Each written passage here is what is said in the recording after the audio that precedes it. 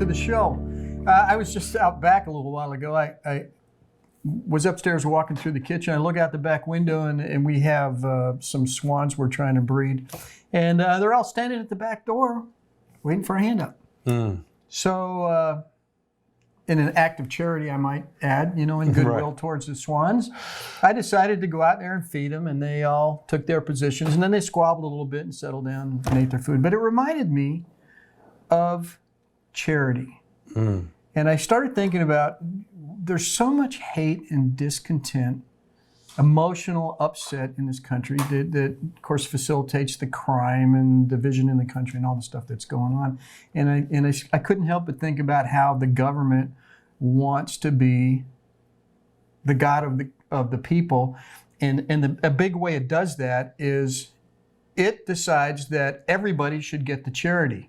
They take it away from you, this feel good, feeling better as a human being, charity to help out people that are homeless or down on their luck. And it says, well, we're going to take that away from you and we're going to be charity. That's right.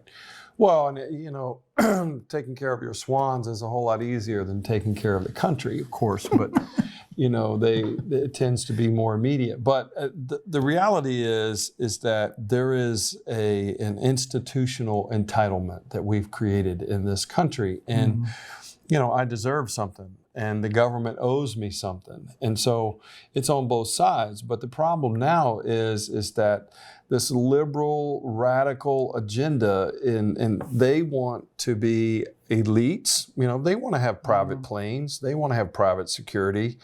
But they want to take everything from us and tell us that we should feel good about giving everything up, from our guns to our land to our bank accounts, and let them spend it because they're so smart. Yeah, and they know what to do with it. We don't. And we're peasants. It's to people and purposes that we don't agree with, which really angers me. I work hard for my money, and then I send it to the government, and they give it to these entities that I absolutely am opposed to. You know what? The swans at the back door is an obligation I agreed to incur up front. It's like, okay, we're getting them and we're going to feed and take care of them. Right. I didn't go out and catch them in the wild and drag them to the house and make them be part of the organization. Yeah.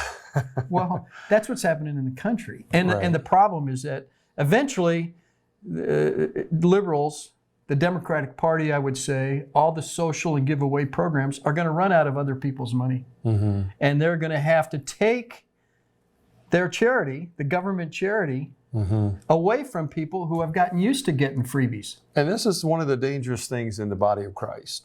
Okay, so Christians will read scriptures like in Acts, where it talks about they shared everything and had everything in common.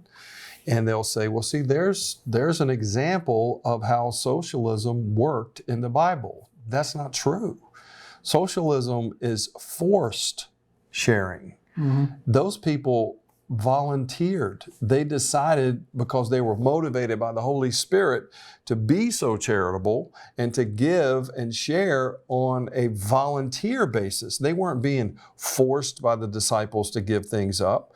They chose. They said, hey, I think this is going to help us grow closer as a community. And so they did it on a volunteer basis. But what you're saying is that our government has decided that they're going to take more and more from us, and we should just be really happy that we have such smart people, handling our money and our, the efforts of our hard labor. Yeah, in the face of all the inflation facing the country, and the fact that the economic malaise that has come over us as a nation is going to last for several years before it's all straightened out, is a real cause for concern.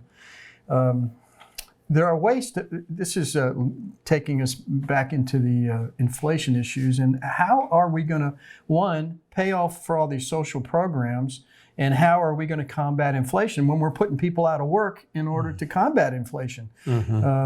I would submit that when people are down on their luck, this ought to be something that goes out to the Christian community at the local level, and we should be helping each other. If the man's barn burns down, let's all get together and build it. is what I'm Right. thinking. Yeah. And that's not the government's way of doing things. So even in the face of the impending economic doom, I would say, Right. is coming at us, you've got to consider, like, what is the government going to do to try to mitigate this impending disaster? And it's like, what's the worst thing you can think of to do? Raise taxes. Right. Right. So, and this is what Biden, I saw him on TV this morning say, we're doing all this without raising taxes. We didn't raise it on anybody making under $400,000, which is just a bold-faced lie. That is a lie.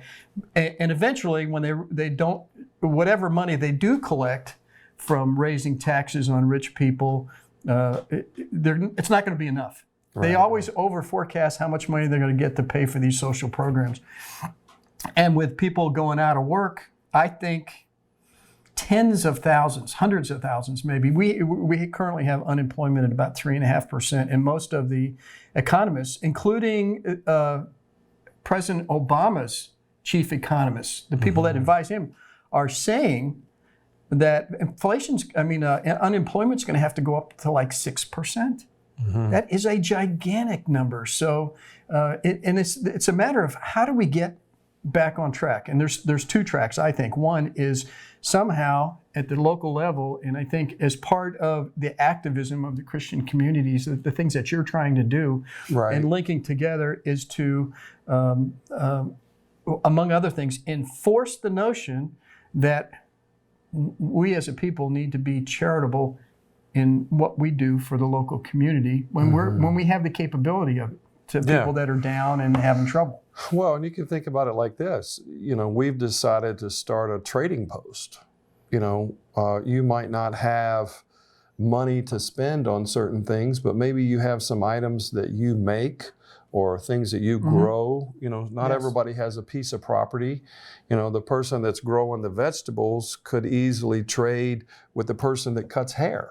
And so you start to trade things instead of actually trying to spend money. And this is how we help each other out.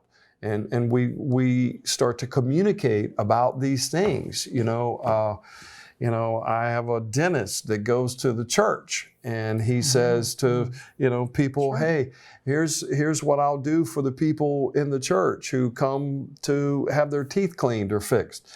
And these are ways we're going to have to get creative. We're going to have to really be open to changes. What we've done is we've kind of created our own silos, and we live in our little worlds and our bubbles, and we think we're just always going to have enough money to go get it at a store and they're going to bring it to us. Well, that's not going to be guaranteed in the future, and we've got to know each other. We've got to have a strong community connection. You need to know the people in your community who are your Christian doctors and lawyers and people who can help you, and we need to work together. One might have professional services, one might have agricultural products, whatever that is, and we need to learn how to trade and support each other and get out of some of the craziness in our economy. Yeah, the government's going to let us down, and it's going to let down the neediest people first.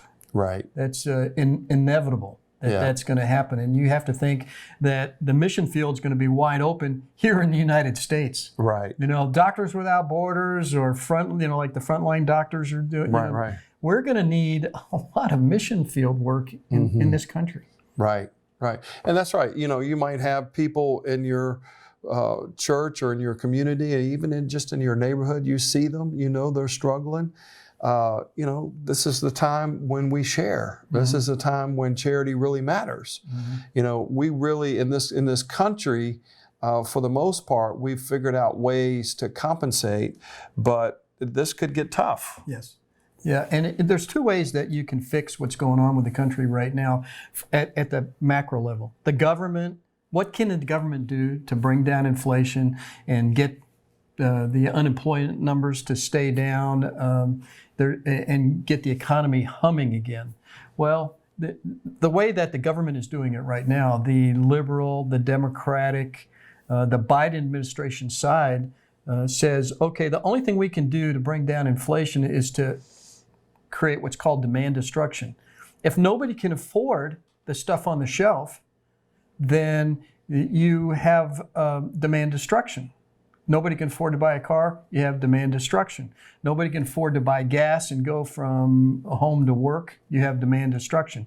So that's the choice that the Democrats make. And the Biden administration is, the Fed is going to have to raise interest rates.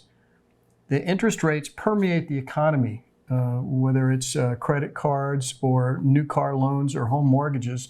The interest rates go up, and the Biden administration says, yeah, let's do that for a while because inflation is more important than unemployment at this point. So that's the only tool the Fed has if all the government looks at is how to destroy demand.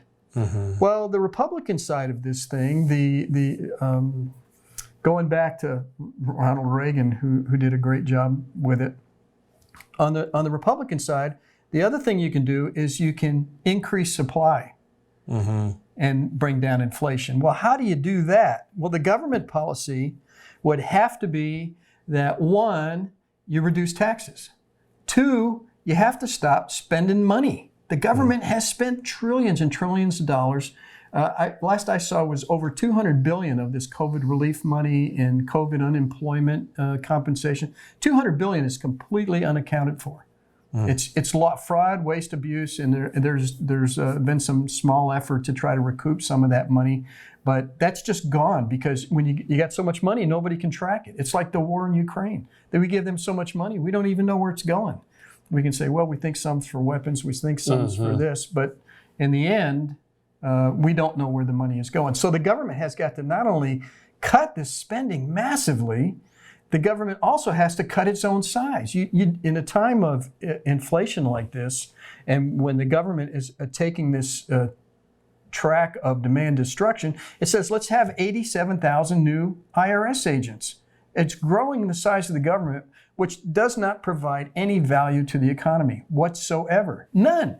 So we're going to put them on the payroll, we're going to make them career civil servants, and we're going to pay them, and we're going to set up their retirement for them, which is spending money. Just like student loan forgiveness. We're trying to create demand destruction over here, and over here we're trying to flood the economy with money by forgiving student loan debt. So you got to stop that. And the final thing you have to do is cut the regulations. The Green New Deal people in particular, the ending of the fossil fuel notion that President Biden is pursuing involves massive red tape regulations that strangle research and development.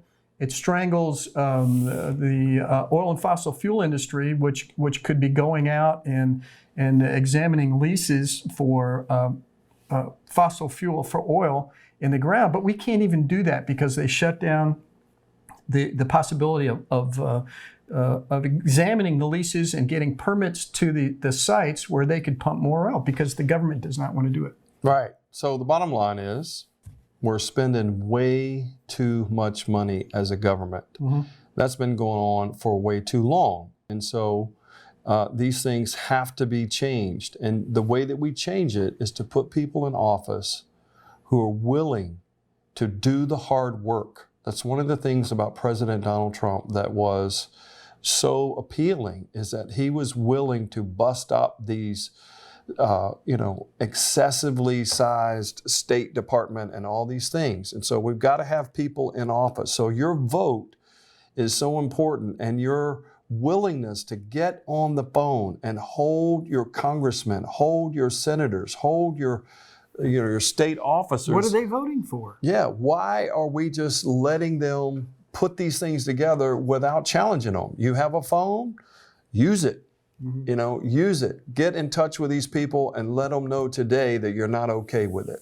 Yeah, don't let them tell you one thing when you know they're doing another. If you don't know what they're actually doing, you need to get involved. You need to do a little bit of research yourself and find out how the politicians that you're voting for may be pulling the wool over your eyes.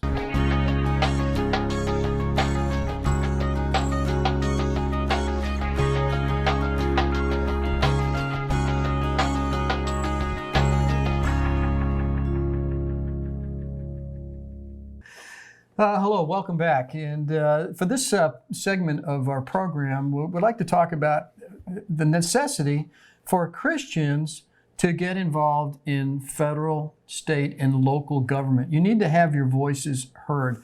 We've said repeatedly that as many as 30 million congregants in Christians in church are not voting. It's crazy. And you need to get involved and you need to vote. And the other thing that I would like to bring up before we talk about how you can become more involved is that you need to speak up when you see actual injustices being heard. You need to write your congressman. You need to send letters to the president. There are groups that make that really, really easy for you. All you got to do is like, how do I get a letter to my congressman? You need to know who your congressman is. Right. But a perfect example of that is it's now been revealed quite clearly that on the southern border we had Customs and Border Patrol agents on horseback, and they had reins because they're in rocky ground. They're going in and out of the water onto dry land, and they're trying to herd illegal immigrants trying to cross the Rio Grande there, and they're trying to herd them. And it was immediately, when photos were released, it was immediately, the action was condemned by Democrats all over the spectrum, mainstream media, all across, without any in-depth journalism involved into like what really happened there. And these Customs and Border Patrol men who were on horseback did no such thing. And almost immediately, President Biden Jump to conclusion. And use it for when there's no crisis. Never let a good crisis go to waste. And if there is no crisis, make one. That's my view of how the Democratic Party operates. It drives on emotionalism but in any event. What you need to understand is that President Biden stood up, and I think I'm going to play a video of that. He stood up and said, this is awful, this is racist, this is, our country is better than that, this is awful, despicable, and the people who did that will be brought to justice. To see people treated like they did, horses really running them over, people being strapped, it's outrageous. I promise you those people will pay. Within an hour or so of that, the photographer who was there on scene, who took the pictures that created the uproars, talked to a representative of Homeland Security and said, that's not what happened. Nobody got horsewhipped. Nobody got, it didn't happen. And that was sent to Alejandro Mayorkas, who's the Secretary for Homeland Security. And hours after the president's comments, Marcia Espinoza, DHS's top public affairs official, sent this email to Secretary Mayorkas and other DHS officials at 12:05 p.m. In the email, Espinoza sends Mayorkas a news article and literally highlights that the photographer who took the infamous whipping photos said in an interview that things are not what they seem with his photos, that he and his colleagues never saw agents whipping anybody, and that his images were being misconstrued. And he knew that there was no whipping. It didn't occur. Yet he went up behind the president's podium about an hour later to give his own interpretation, and he completely condemned these Border Patrol agents who were innocent. We know that those images painfully conjured up the worst elements of our nation's ongoing battle against systemic racism. And so they went on desk duty for a year. They come off desk duty, and now they're going to be suspended without pay for 2 weeks for something they never did because the Biden administration needs to save face. So you need to write a letter and say, don't do that. And we need, that's an example. And what we're trying to do here, what Philip is really spearheading is one of the local efforts to grow up in an awakening of our activism in local, state, and federal government affairs. And towards that end, it looks like you've come up with something called the Awakening Coalition. Yeah, the Awakening Coalition is a real thing, and so my wife heads that up. And what the Awakening Coalition does is that we collaborate with people in our community. And so in other words, it's not just from our church, but we collaborate with people from different churches and different organizations. And we meet on a monthly basis and we talk about the key issues that are taking place in our community. And we have 12 different groups that we have divided up into to focus on all of these issues. And so throughout the month, that group is actually getting involved in that situation. Like, for instance, if we want to talk about something real simple, like we have, CRT is making its way into our public schools and even in our Christian schools. And so we've partnered with a group called No Left Turn. And so that group meets together and they talk to parents and different people who want to get involved. And then they go and they take action and they start, asking school administrators and different people questions so that they can better understand what's going on. And then when they find out what's going on, if CRT and other inappropriate material is being circulated in the school, like, the whole gender movement, and then they confront it and they say, why is this being taught? And,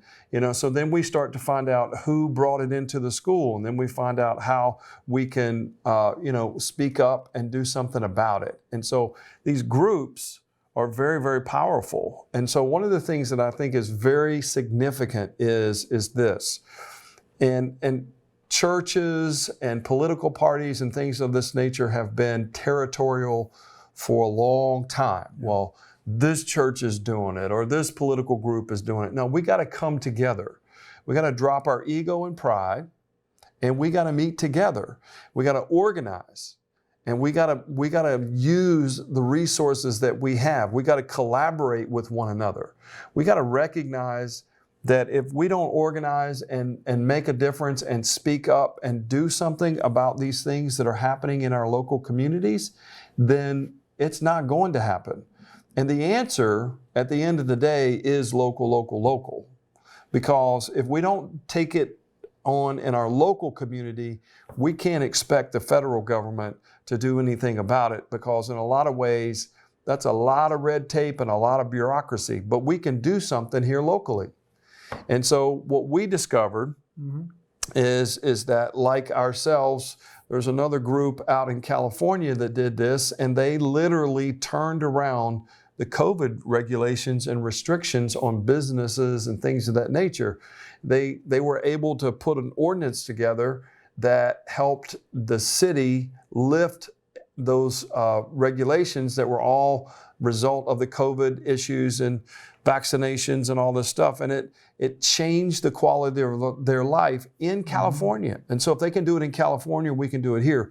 So what we're finding is that you've got to meet, you've got to talk through it, and then we got to take action, and we got to give people a chance to go out and do things. So the squeaky wheel gets the grease. Exactly. And the bad people, the really bad people, have been squeaking quite a bit. Yeah. And most of us, again, in that live and let live Christian worldview, have not been speaking up. And it's really gotten to the point where we have to, for our own survival and for the future of the country, we need to.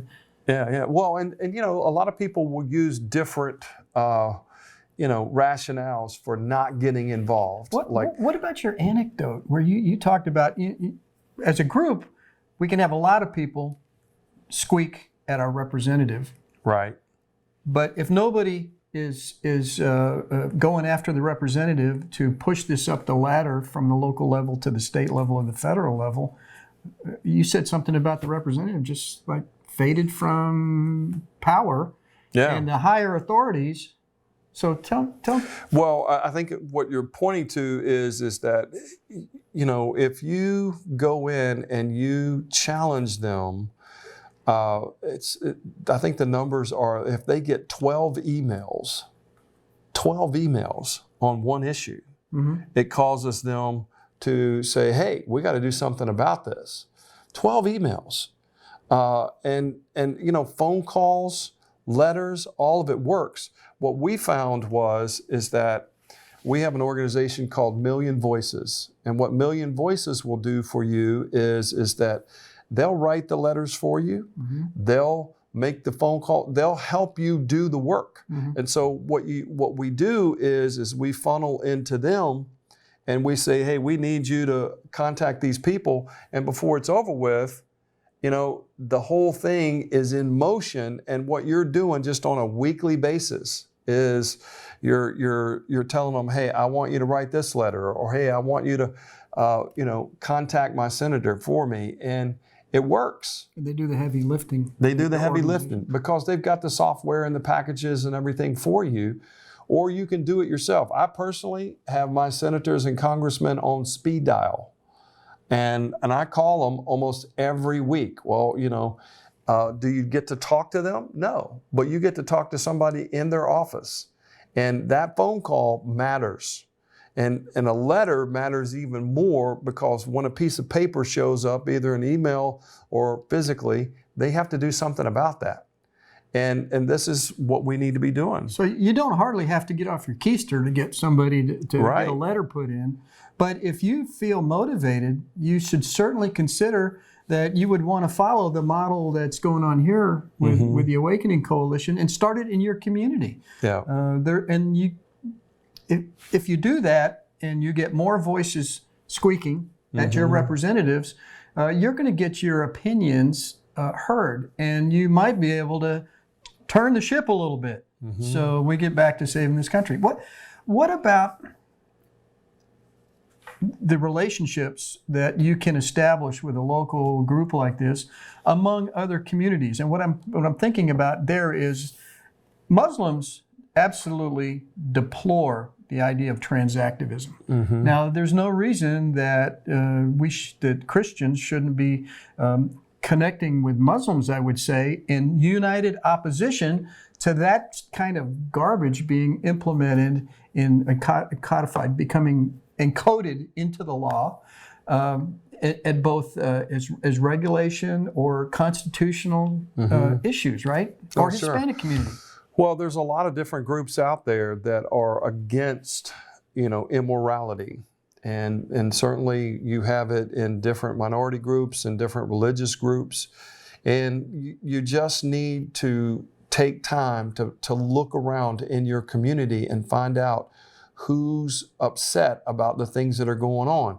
When you're sitting at those school board meetings where they're talking about, transgender lifestyles being okayed and normalized in the public school curriculum, why in the world you would want to start sexualizing, young children is absolutely immoral. But a lot of groups would say, hey, we don't want that. And so we're seeing that start to rise at some of these school board meetings. Muslims are showing up and other different minority groups or religious groups from different backgrounds. They're all saying the same thing. We don't want this in our community because it breaks up families. It's something that ruins young people's lives. And so we got to protect them. You got something going on tomorrow, don't you? As an example of how your young and growing coalition here is. So what we have is we have a store that has decided to host a drag queen. And they're bringing this drag queen in to do a show to highlight some of their products and things of that nature. And they want to, quote, make it family friendly. Well, here in our city, we don't see that as family friendly at all. So along with other coalition members, we are going there to protest. Now, what does that mean? We're going to show up and we're going to love on them. We're not going there to be hateful, to condemn people, but we want them to know that we don't support it. And number two, that we could be doing it in a kind way and still confronting the issues. But the reality is, as Christians, neutral is not a position. It's not a position. What it is acquiescing and enabling sin. And if we allow these things in our communities, then they're only going to grow and have more destructive influence on our children and our families. So we've got to get in there and do something. How are you going to love on the business owner? Of course. And you're going to love on the drag queen? Yeah, of course. So you make calls. You let the business owners know that you're not in favor of this, that it's going to hurt their business in this community. And then, when the drag queen shows up, you get to say, hey, do you know Jesus? Can I talk to you about your life and things of that nature? And so we hope that they will understand why we're there. But let's face it, we got to be there and we got to stand up and protect our community. So if people want to, who feel like this is a good thing for them to try to do in their local community. They need to be able to perhaps Yeah. get in touch with Yeah, you. they can reach out to us, and we'll have it on the feed here for you to find us, and we'll show you how we do it here. We've already helped another group get started in a different part of the state. It's something you can do. It's doable. So the structure, ways to make contacts. Right, and, right. And How to we organize. need to do this. Yes, we got to do This is it. important. The Awakening Coalition. So we want to thank you once again for tuning in today, and we'll have some future episodes.